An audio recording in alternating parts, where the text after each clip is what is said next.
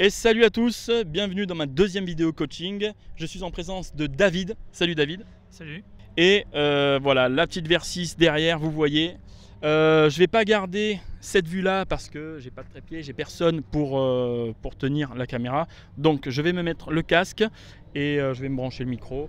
Et on va se faire en FPS. Pour ceux qui font du gaming, ils savent ce que ça veut dire first person, je sais pas quoi. Bon, voilà, on va se faire une communication comme ça. On va pas être devant la caméra, mais il y aura juste ce monsieur David qui sera devant la caméra. Et moi, je serai avec mon casque, comme les essais classiques que je fais. Allez, à tout de suite. Alors David, en quelques mots, présente-toi, ton âge, depuis quand tu as le permis? Alors j'ai 23 ans. Okay. Depuis quand j'ai le permis, ça va faire 1 an et 1 mois à peu près que j'ai le permis. Donc bloqué en A2 pour l'instant. D'accord, c'est ta première moto? Non, c'est ma deuxième moto. J'avais une Ninja 650, donc forcément bridée aussi. Et après, vu comme je fais essentiellement du duo, je suis passé tout naturellement sur une Versys. Alors tu m'as demandé de faire un coaching avec toi. Dis-moi quels sont tes points forts et tes points faibles sur la route. Alors mes points forts sur la route, ça va être une très bonne question, j'ai jamais pensé. Par contre, alors les points faibles, c'est certainement les virages, tout simplement. Donc avec la Ninja, c'était encore pire. J'avais beaucoup de mal à prendre un virage entre guillemets sereinement. Pourtant, je sais comment on prend un virage, c'est-à-dire position du regard et tout. Mais en passant sur la Versys, ça allait mieux, mais je me rends compte que comparé à d'autres motards, je suis quand même à la traîne. Et disons que j'ai tendance à, des fois en plein milieu du virage, à freiner et tout, parce que je sens que je vais soit trop vite, soit je suis pas confiant du tout, quoi. D'accord, et pourquoi tu as cette crainte? Alors là honnêtement je sais pas, peut-être que j'ai peur de me coucher trop et donc de tomber ou... D'accord, mais ça vient pas d'un accident ou quoi? Il n'y a pas d'antécédent comme ça de perte d'adhérence ou ça? Alors la seule perte d'adhérence que j'ai eue dans ma vie où je me suis cassé la tronche, c'était avec un scooter, mais c'était sur un rond-point parce que j'ai fait le con, quoi. D'accord. Et sinon en dehors de ça, non. Pas d'accident, rien, ok. D'accord. Et juste que tu as la crainte de rentrer dans les virages. Comment ça se passe pour toi quand tu rentres dans des virages? Virage à gauche par exemple, tu te places comment?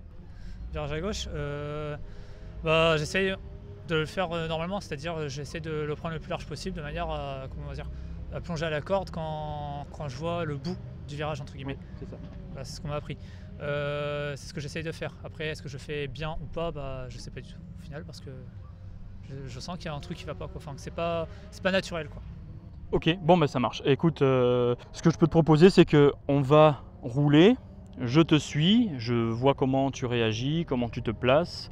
Bon, si déjà tu sais te placer, tu sais où regarder, plus qu'à voir comment tu te comportes sur la route. Et après, on va voir ce que je peux te donner comme conseil pour améliorer ce pilotage. On verra au feeling. Voilà, allez, c'est parti sur la route. Ah, j'oubliais, justement, on est en train de s'équiper. Alors, j'ai acheté exprès pour les coachings 2 intercoms chez AliExpress qui fonctionnent très très bien. Voilà, c'est ceux-là que tout le monde connaît. Moi je les ai achetés 40 €, mais maintenant ils se trouvent un petit peu moins chers, donc 30 ou 40, bref. Tu vas t'en équiper, comme ça au moins on pourra discuter pendant qu'on roule. Allez, c'est parti. Allez, nous voilà dans le vif du sujet. Bon, et le coup de ces intercoms, c'est vraiment génial. J'adore ces petits boîtiers. Pour 40 € pièce, là au moins on peut communiquer de moto à moto. Alors, parlons de ton cas, monsieur David. Alors, donc je t'observe et ensuite on débriefe un petit peu pendant qu'on roule. Tu m'entends bien? Super.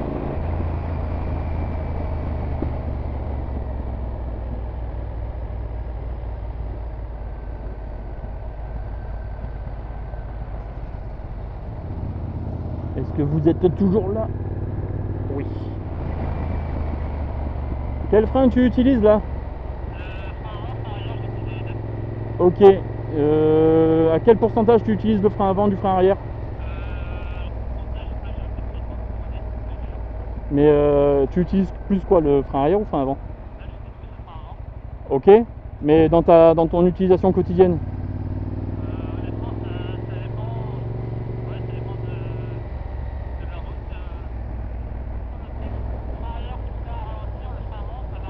Ça marche, mais bon, sinon le frein avant ne te fait pas peur? Ok, ça marche.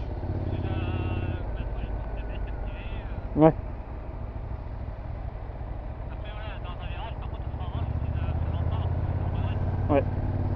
ça le fait sur quasiment toutes les motos. Après, il faut juste faire un petit coup de contre-braquage. Si tu utilises le frein avant, tu contres l'effort pour relever la moto. En fait, tu l'évites de remonter. Mais bon, ça c'est plus tard qu'il faut le faire, hein, pas tout de suite. Hein. Tout de suite, déjà, il faut voir les placements, le freinage, le placement surtout, le regard, tout ça, et prendre de l'angle. Enfin, de l'angle. Il faut incliner, quoi. Là, je vois depuis tout à l'heure, donc tu es hésitant. Et les trajectoires, oui, donc sont hésitantes. Bon, alors là, celle-là, elle n'est pas de mauvaise, les trajectoires. Mais toutes celles que j'ai vues au-dessus, là, tu rentres vraiment trop tôt, tu restes en intérieur, ce qui fait que tu peux moins avoir confiance que si tu prends large et que tu as toute la route devant toi. Il ne faut pas hésiter. Alors normalement, c'est ce que je me tue à dire dans les sorties moto, mais normalement, il faut que chaque pilote ait un couloir en latéral. Ça veut dire qu'on devrait pouvoir serpenter sans avoir quelqu'un sur le côté. Bon, c'est pas appliqué dans tous les groupes, mais bref. C'est pour ça qu'il faut que tu n'hésites pas à utiliser toute la largeur. Et si tu as de la visibilité au loin, n'hésite pas à aller sur la voie d'en face, pas trop, mais tu peux prendre un petit peu la voie d'en face pour augmenter ton rayon de braquage et de prise de virage. Tu peux faire ça. Là, tu vois, il n'y a pas de visibilité, totalement interdit. Salut les gars. Alors là, on va s'arrêter à gauche. Donc là, tu prends à gauche au panneau stop. Et cette fois-ci, tu vas monter derrière moi. Donc tu m'as dit que là, elle était bridée, hein? Ouais, elle est bridée en 47,5. Ok. Bon, la bride ne change absolument rien, bien sûr. Hein. C'était juste pour le savoir. Ouais, je peux regarder, je pense que je comparais, c'est un peu con à dire, mais je comparais, c'est mon pneu. Ouais. Avec le pneu de RC. Exactement. En fait, c'est ce qui s'appelle la bande de peur. Ouais. C'est la bande qui n'est pas utilisée sur le pneu. C'est une bande qui reste pas neuve, mais presque. Toute cette bande-là, ça veut dire que tu ne l'utilises pas. Ça veut rien dire avec la vitesse de passage en virage, mais ça donne une indication sur la conduite de la personne. Là, tu vois, devant, tu as des énormes bandes de peur. De toute façon, une moto, quand elle penche, le degré du pneu arrière n'a pas le même degré que le pneu avant, ce qui fait que tu as toujours plus de bandes de peur à l'avant qu'à l'arrière. Bon, tout ça reste théorique et on s'en fout en fait. Là, on est en train de parler de pilotage. À tout à l'heure, ma belle. Tu peux monter derrière moi. Oui, les cale-pieds, enfin les repose-pieds. Ça peut servir. Vous êtes toujours là, messieurs, dames? Oui. Ouais, ça fait bizarre, hein? Allez, c'est parti. On va laisser partir un petit peu les voitures.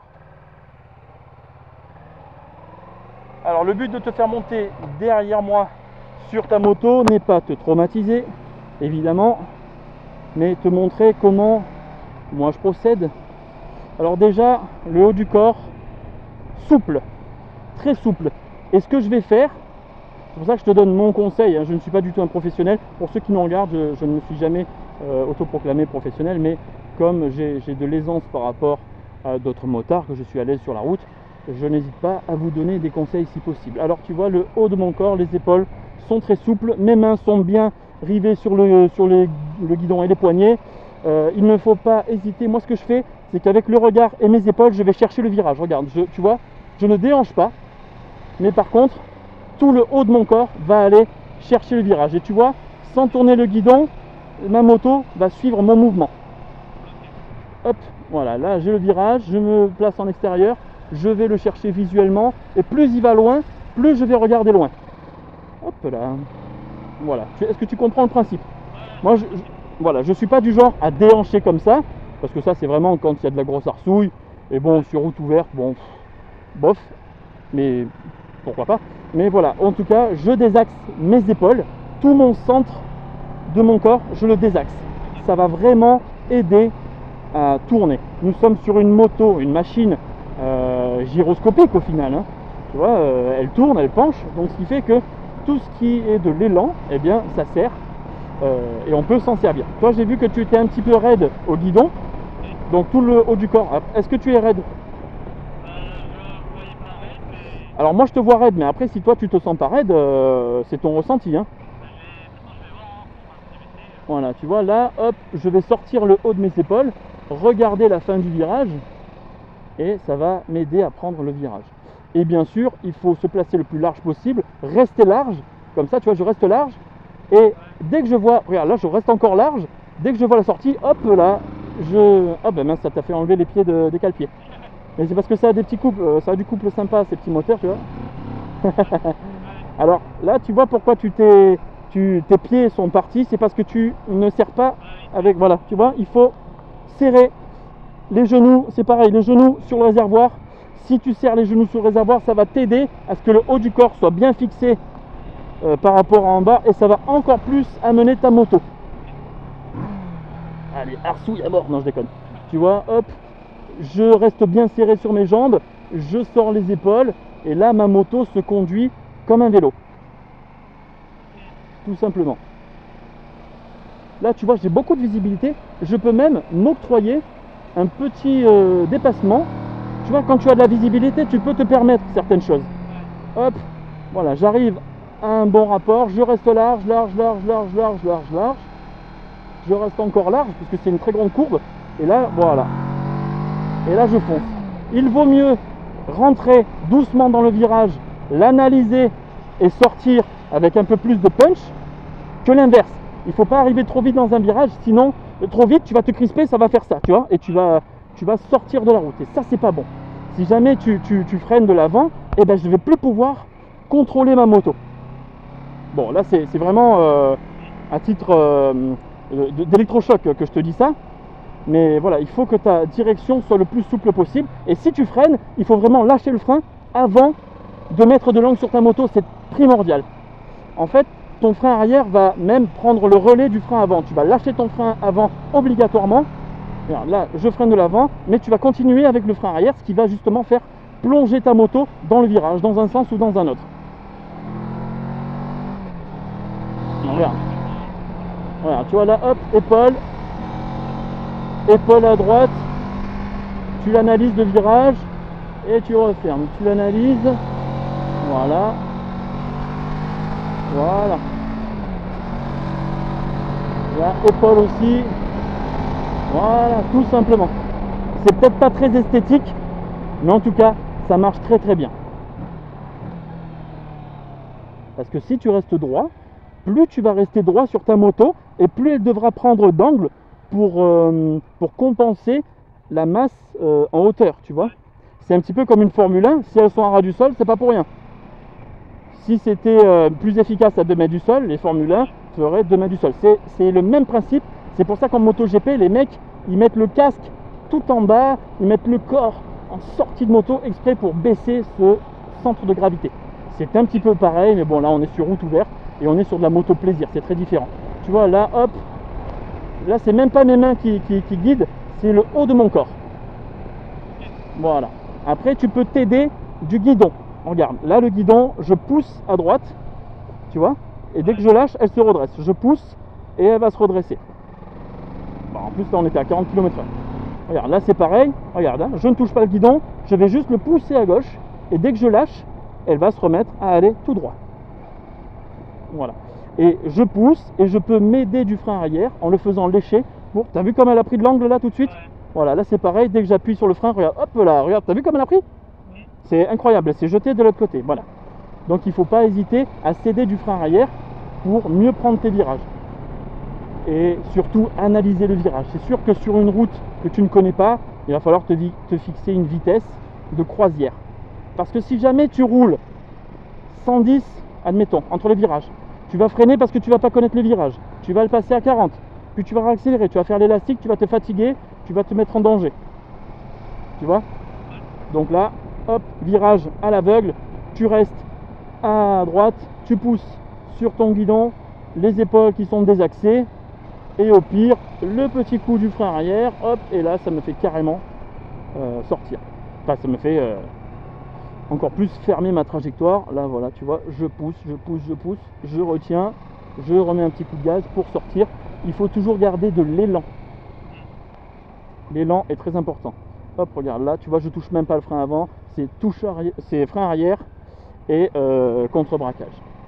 Ou braquage inversé, ça dépend comment chacun le nomme, et ils le nomment comme ils le veulent. Et c'est vrai que le coup d'avoir ces intercoms, au moins tu vois, je peux te parler pendant que je fais l'action, c'est 10 fois mieux. Voilà, j'espère juste que tout le monde t'entend pour avoir les réponses. Alors le frein avant, tu peux ne pas toucher le frein arrière, admettons, mais le frein avant, c'est quand tu es droit, tu lâches et tu prends de l'angle. Tu vois? Voilà. Donc pareil, là, hop, je vois que ça tourne. Là, quand je me mets droit, je risque rien quand la moto est droite. Et après, je relâche pour prendre le virage. Interdiction de prendre un virage avec le frein avant quand on n'est pas sûr de ses trajectoires de la moto. Je vais te montrer maintenant. Comme je te disais, on peut freiner de l'avant comme ça, mais par contre, il faut que je contre-braque pour contrer le phénomène de redressage de moto, tu vois? Voilà. Donc, si jamais je veux commencer à prendre un virage avec un frein avant, j'ai intérêt, là c'est un très bon exemple, j'ai intérêt à freiner droit et je pousse encore plus sur mon guidon, obligatoirement le guidon, pour contrer l'effet de blocage de direction. Attention, hein, faut vraiment pas le faire. C'est au cas où vraiment tu arrives trop fort dans un virage, il faut surtout imprimer ce réflexe. Un réflexe, ça s'apprend, ce n'est pas inné. J'y ai pas cru pendant des années, mais un réflexe, ça s'apprend, ça s'assimile, et il faut le répéter si jamais tu as des galères ou si jamais tu vois que tu as une situation qui pourrait tourner au drame, tu te dis qu'est-ce que je ferais si jamais là j'ai un souci, tu vois? Tu vois, donc récapitulons. Genoux serrés. Alors quand je te dis serré, faut pas avoir des crampes non plus, hein. Mais il faut pas être mollasson, tu vois. Il faut, quand tu as les genoux serrés, tu gères beaucoup mieux. Tu vois là, regarde. Voilà, je gère beaucoup mieux avec le haut de mon corps. Pourtant, il y a du poids, on est en hauteur, il y a toi derrière, tout simplement. Ensuite, contre-braquage de rigueur, si possible, mais surtout le haut du corps mobile, mobile, mobile, mobile. De la mobilité, et plus tu seras mobile sur ta moto, plus ta moto va se conduire très facilement. Okay. Are you ready? Ouais.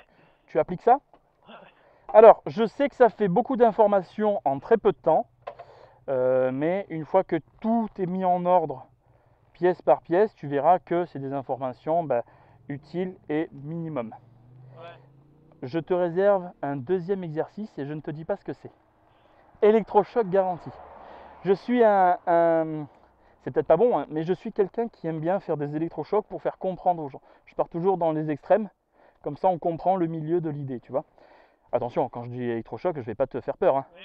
C'est juste que je vais te faire plus comprendre, surtout l'adhérence de ta moto, parce qu'il y a ça aussi, il faut avoir confiance en sa moto pour pouvoir appliquer ce que je t'ai dit. Tu vois, là comme j'étais à l'aise, je lâche le guidon, je le pousse à une main, voilà, c'est parce que je sais comment elle va adhérer et comment elle va se comporter. Et donc pour savoir ça, il faut appliquer 2-3 petits trucs. Allez, c'est parti, tu me montres un petit peu en appliquant tous ces conseils. Ouais, voilà. Bas du corps serré, main serrée et tout le haut du corps en libre accès. Qui va dans le sens du virage, et c'est ton regard et tes épaules qui vont guider ta moto. Let's go! De toute façon, on est en intercom, donc on peut parler par rapport à mon premier coaching où on ne pouvait pas se parler de moto à moto. Là, c'était galère.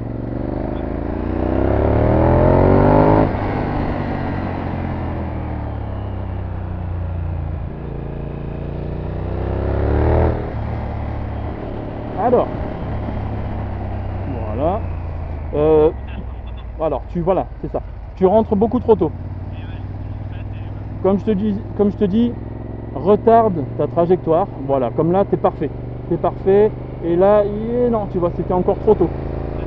Il faut que tu retardes un maximum. Il ne faut pas que ton corps passe de l'autre côté de la route. Parce que si la voiture prend trop large, eh bien, c'est pas bon.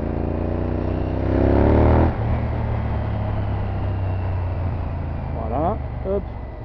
Là, tu es bien placé. Reste large. Il faut vraiment que tu restes large.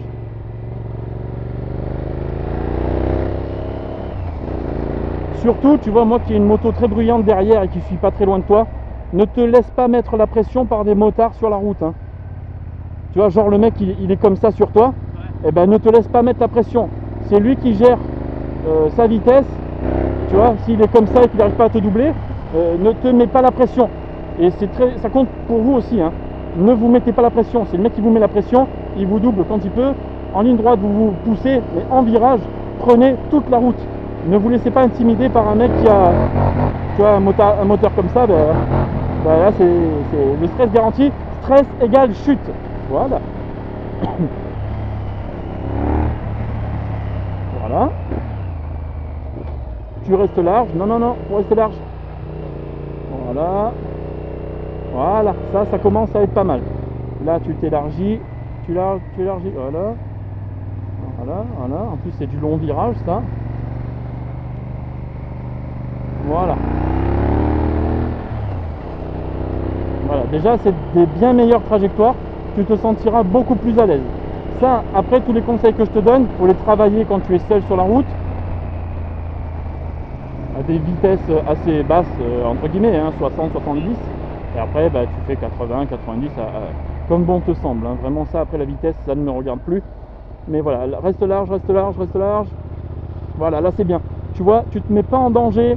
Tu as les voitures qui passent à côté de toi. Vous avez 1 mètre d'écart. Il faut vraiment arrondir. Voilà, là, tu restes large. Voilà. Et là, tu refermes d'un coup pour te retrouver au milieu de la route. Voilà. Voilà, là aussi, tu élargis, tu élargis. Bon, là, tu vois, le mec, il t'a un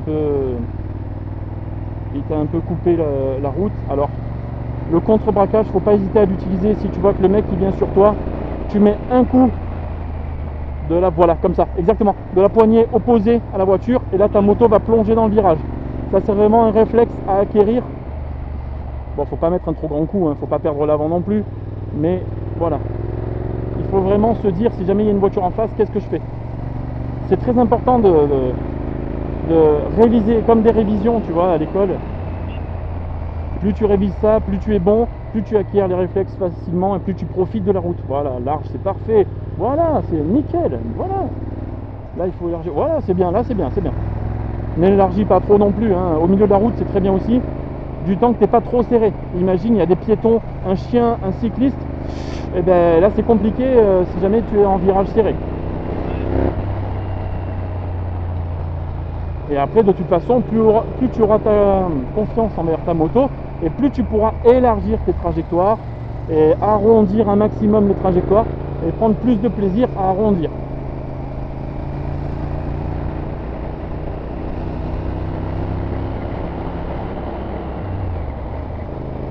Yes, on est sorti de cette succession de virages. Eh ben, j'ai qu'une chose à te dire, bravo. Tu as appliqué mes conseils au bout de 6-7 lacets. Continue tout droit, continue tout droit. Bravo, tu as appliqué au fur et à mesure des virages les conseils. Continue comme ça. Et là, on va se retrouver au bout de cette route pour faire un autre exercice. Alors, bon ben voilà, nous nous sommes arrêtés ici pour le passage obligatoire, c'est la prise de confiance de ta moto. Mais avant ça, ben, comme on en discutait hors caméra, tu as deux types de moniteurs. Le moniteur qui te laisse, salut les gars, les moniteurs qui te font passer le permis et qui ne cherchent pas plus loin, eux ils vont te donner le moins de conseils possible et tu ne sauras rien, tu vas prendre des mauvais réflexes sur la route. Et tu as le type de moniteur que j'ai eu à l'auto-école campus à la Garde. Le mec, il a fait des compétitions, il est intéressé par la conduite, maintenant il roule très cool et vraiment il est en recherche de pilotage propre, comme là ce que je viens de te dire, et mise en sécurité, tout ça, tu vois. Tu as ce type-là de passionné, ou alors tu as le mec qui est là parce qu'il est là, bon, voilà. Et on en discutait aussi, comme tu me disais, la piste c'est pour apprendre à bien gérer ta moto. La piste va surtout te donner confiance parce que tu vas savoir comment elle va réagir et savoir comment elle va freiner, accélérer, adhérer, tout ça. Donc si t'arrive une tuile sur la route, si quoi que ce soit, tu as des réflexes plus présents grâce à la piste. Ça c'est bien, la piste c'est vraiment très bien pour avoir confiance. Mais si tu appliques les trajectoires de ta piste, sur la route ce sera pas bon du tout. Donc il faut vraiment dissocier ces deux terrains de jeu. Salut. Allez, donc on monte sur ta moto. Vous êtes toujours là avec nous? Oui. Allez, let's go. Vas-y, tu peux monter. Alors important aussi pour ceux qui roulent en duo, ceux qui n'ont pas l'habitude de monter en moto, il faut toujours demander l'autorisation de monter ou descendre d'une moto Parce que bah, ça peut, si le moteur veut faire une manœuvre et que la personne derrière descend à ce moment-là, bah, ça peut bah, vite faire une chute pour rien. Allez, c'est parti. Yes. Alors, ce que je te propose sur cet exercice, c'est de prendre conscience que ta moto a une bonne adhérence. Est-ce que tu as vérifié la pression de tes pneus récemment? Alors, la pression des pneus, c'est vraiment ce qui va garantir ta sécurité et ta survie sur la route. Si tu as une mauvaise pression, que ce soit trop haute ou trop basse, ce ne sera pas bon du tout. Alors, il n'y a personne derrière. Donc, je vais tenter un demi-tour en une fois et c'est gagné. Alors, parce que j'ai l'impression que tes pneus sont un petit peu mous. Ouais, il y a grosse forte chance même. Ouais, alors je vais laisser passer les motards. Alors, donc, ce que je te propose, c'est de regarder, tu vois, ta moto, même si là les pneus sont dégonflés, l'adhérence de ta moto est quand même pas dégueulasse. Bon, lui il s'est arrêté pour laisser passer les motards. Alors c'est gentil, ça part de bons sentiments, mais c'est dangereux. Allez, c'est parti. Donc déjà tu as compris en ligne droite que ta moto pouvait pencher sans problème. Il faut que tu aies confiance en ta moto et son adhérence. Il faut que tu la ressentes. Et là, c'est ce qu'on va faire dans ce petit rond-point. Tu vois, est-ce que tu vois comment on penche? Voilà. Et regarde, là, si je suis comme ça, je vais avoir moins confiance que si je suis à l'entrée mes épaules à l'intérieur du rond-point, tu vois. Plus tu vas accélérer, plus ta moto va se redresser. Plus je décélère, plus ta moto va rentrer dans le virage. Tu vois comme ça? Regarde, là je suis en stationnaire, je relâche l'accélérateur et la moto, elle va vers le trottoir. Tu vois, donc ta moto, elle peut pencher sans problème. Bon alors tu vois, tu as compris, bon on va pas faire 200 tours non plus, mais tu vois, ta moto penche bien. Bon là les pneus sont vraiment mous, hein, je les sens. Hein. Tu auras beaucoup plus confiance en ta moto. Attention, je pars de l'autre côté, hop. Tu vois, et là elle penche. Voilà. Tu auras bien plus confiance en ta moto quand les pneus seront plus gonflés. Regarde, là il n'y a personne derrière, il n'y a personne devant. Tu vois, ça souvent c'est les moniteurs qui font ça sur le plateau pour te faire prendre conscience que tu vas pas glisser. Tu comprends? Voilà. Est-ce que tu as plus confiance en ta moto maintenant ou pas? Oui. Honnêtement, réponds. Hein.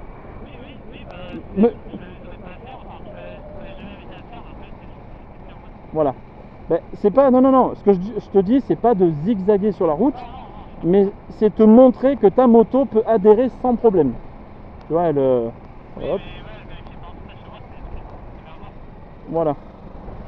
Tu vois. Là, elle tombe bien là. Hein. Voilà. Bon allez, on va gêner les gens, donc on va se pousser. Mais voilà, c'était pour te faire prendre conscience que ta moto adhère bien. Oui, alors c'est l'intérêt de cet exercice, c'est de te montrer les capacités de ta moto en adhérence. Parce que de toute façon, apprendre tout seul, apprendre à évoluer tout seul, c'est quand même très dur.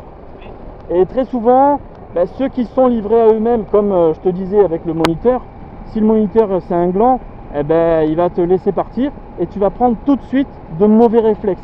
Et des mauvais réflexes au bout d'1, 2, 3 ans, c'est catastrophique, puisqu'après pour les régler, ces défauts-là, il va falloir faire un très gros travail. Plus tu as d'années de mauvais réflexes, et plus c'est dur à régler. Ah bah tu vois là, t'as plus de bande de peur. Là t'as plus de bande de peur parce que bon ben voilà, on a zigzagué. Mais au moins ça t'a fait prendre conscience que ça tourne mieux. Et là t'as 2 fois moins de bande de peur. Bon, l'avant tu pourras jamais l'enlever à 100%. À part si tu deviens un fou furieux du jour au lendemain. Bon, David, c'est tout ce que j'ai à te montrer, à te conseiller. Merci d'avoir été mon cobaye numéro 2. J'espère pour vous qui nous regardez que les conseils que je lui ai donnés vous seront utiles si jamais vous rencontrez les mêmes problèmes ou si ça peut vous servir à évoluer, à rouler mieux. Le principal est de se faire plaisir et de rouler en toute sécurité. Un dernier mot? Non, j'ai absolument rien à dire. En tout cas, je suis bien content d'avoir envoyé un message. Ok. Parce que sinon, j'entendais que ça porte un truc, mais pas autant que ça. Ouais, cool. Ouais, non, franchement, ça porte encore quelque chose de plus grand que ce à quoi je m'attendais. Quoi. Ouais. Ben, il y a Alexia Beta, tu vois, qui a fait mon premier coaching, Ouais. qui était dans mon premier coaching. Et ben là, comme elle roule maintenant, son chéri est très content, elle se sent beaucoup plus à l'aise. Et ne serait-ce que d'avoir passé 1 heure, c'est bête, hein, mais 1 heure de conseils précis, eh bien, ça peut ouvrir l'esprit de quelqu'un, enfin l'esprit, et lui faire comprendre plus quelque chose. Il va travailler dans ce sens-là et il va se sentir mieux. Ouais, Donc, tu me diras par la suite si ça t'a vraiment été bénéfique. Bon, en tout cas, merci à toi David. Je te dis à bientôt sur une autre sortie moto ou quoi. Voilà, cette vidéo est maintenant terminée. Si tu me découvres, n'hésite pas à liker, commenter, t'abonner. Fais ce que tu veux, donne ton avis, lâche un pouce, abonne-toi. J'espère que cette vidéo t'aura été utile. Si tu connais quelqu'un qui a des difficultés ou si toi-même qui me regarde a des difficultés, n'hésite pas à m'envoyer un petit message. Le mieux, c'est de me contacter sur ma page Facebook Fabike que tu as en description. Tu prends contact avec moi, on en parle vite fait, on se fixe un rendez-vous et on se fait une vidéo ou hors vidéo, ça dépend. Et je te dis à la prochaine pour une autre vidéo. Ciao!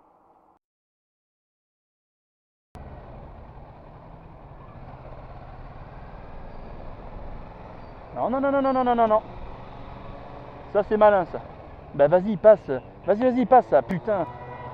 Et voilà. Tu vois, la mise en danger, c'est facile. Il suffit d'être un écervelé et ça passe tout seul. Et après, ils se plaignent, bien sûr. Bon, alors, tu vois, t'as compris. Bon, on va pas faire 200 tours non plus.